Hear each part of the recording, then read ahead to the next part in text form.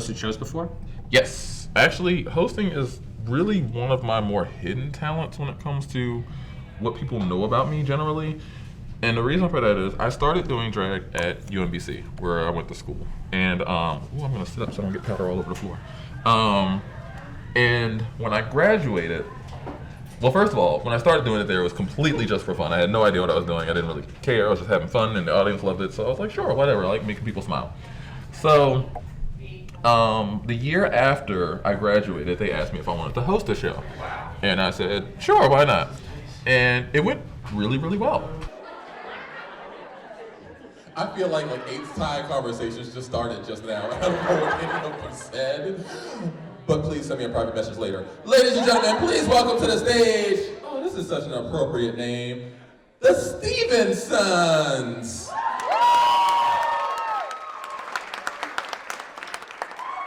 What got me into drag was, I think when I was first starting to figure out that I was gay. I began looking up RuPaul's Drag Race on YouTube, and I got into that, and I started seeing all these different queens, and it was really cool, and I always secretly wanted to do it. And then eventually Relay for Life came around. When I was provided the opportunity to do it here, I absolutely jumped on it. Miss Veronica Swallows.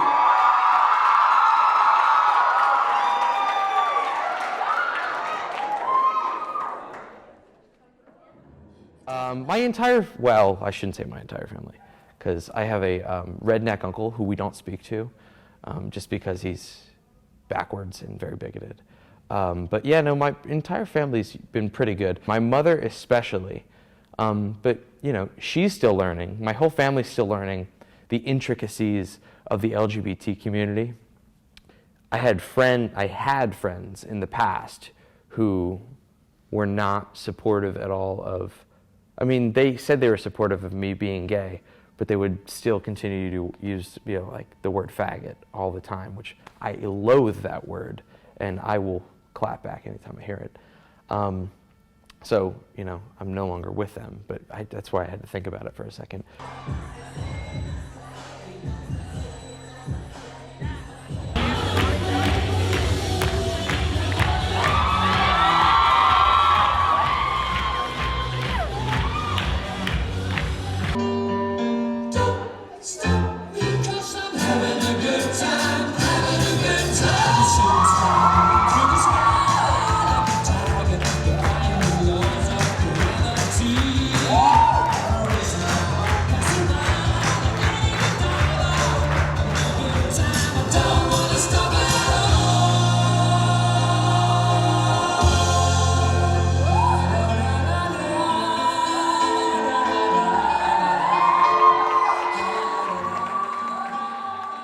I like being a positive influence on people. I like being an uplifting force for people.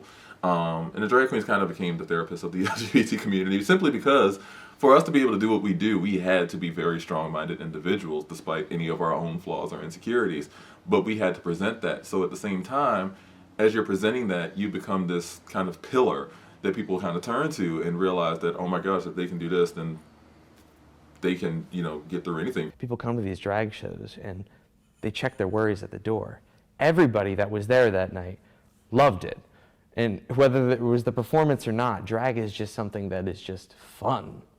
And I think that's what everyone is. It's sort of like almost like a spiritual healing is something I would equate it to, is you go there and you just get happy, or you feel love, you feel joy. So somewhere there's a message. So if you can decipher that, sure. I remember the year was 2014, and I had been unemployed for almost a year. Was really bad with my mental health. It just was not a good year. It was a very bad year. I was really going through it, and I remember I was in this place where I needed to let it out, and so I'm getting emotional even thinking about this number, but I did. It was 2 songs. The second song I tell you was "I Smile." I think the first one's called "Cried."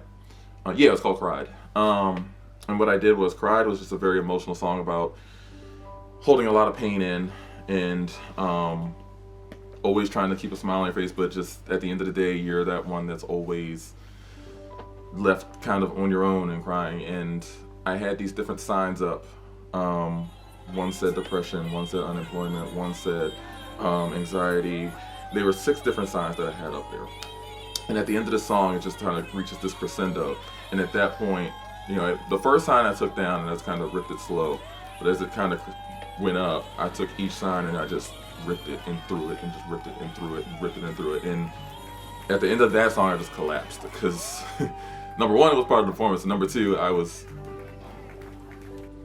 again, sorry. And then it goes into I Smile, which is just a song about no matter what happens, you just smile. Just clouds are gonna be there, bad days are gonna happen, but you just smile.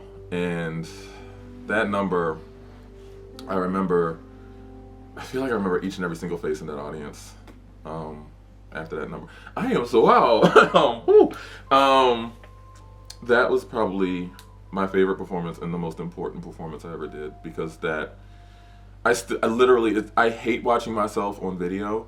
That is the one performance that I still go back and watch. Shaunda Leer, he has a huge heart. Every now and then I have to like look at him and he's like, don't say that. Please don't say that. Then I'm like, okay. So he's kind of my conscience at times. He's kind of everyone's conscience at times. He's one of the few genuine, just sweet people, and actually sweet for no reason. There's not, I'm gonna help you out just because later on I'm gonna need a favor. He will actually just go out of his way to help people. Even outside of drag, he kind of came to my rescue at a really crucial point in my life. So I was living in Baltimore with now my ex, and we had lived together for about 3 years. And so at the time of us moving out, it was financially, because of the relationship, I could not just move out on my own or anything like that. And so fortunately for me, Shaunda was actually looking for a place, and she knew my situation. It was also meant to also help me get back on my feet emotionally and financially. And so literally she kind of saved me at that point, because I did not want to be stuck in Washington at all. Her drive, her passion and her drive. She's always striving to do better each time, each performance, each look. Just her passion for the arts and a form of perfectionism, which I kind of have as well. It's just wanting to do better. There have been a lot of people who could probably be considered drag moms to me. And, you know, there's a lot of people who have helped me along the way. But in terms of what I would say, I look at where I'm at now and the amount of love that I've gotten from so many people just for doing what I do. And it would not be happening if Coco had not pulled me out that first night. So honestly, regardless of how many people have helped me, she was the first one to pull me out. And she gave me the ball. And she said, what you do with this at this point is up to you. But nobody else was giving it to me. And she did. And now I'm here. And it is, you asking me that question just made it really,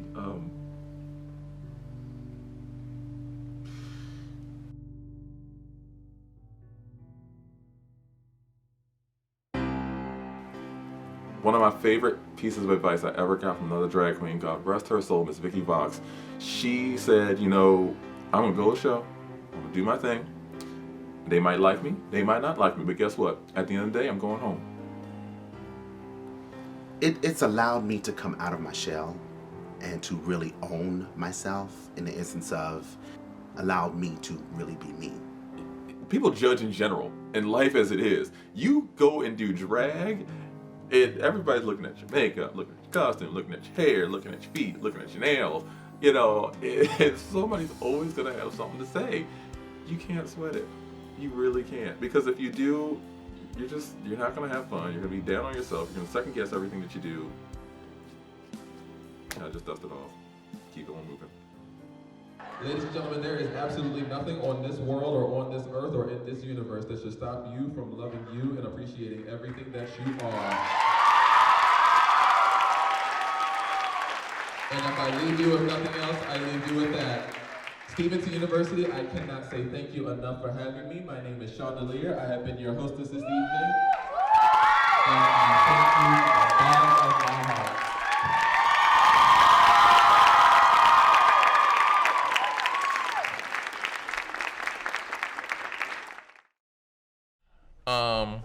But yeah, like I sometimes will, have multiple shows in one weekend, and it can be a little stressful, but it's a lot of fun. I mean, like I said, I'm not getting any sleep this weekend, so I've already acknowledged that.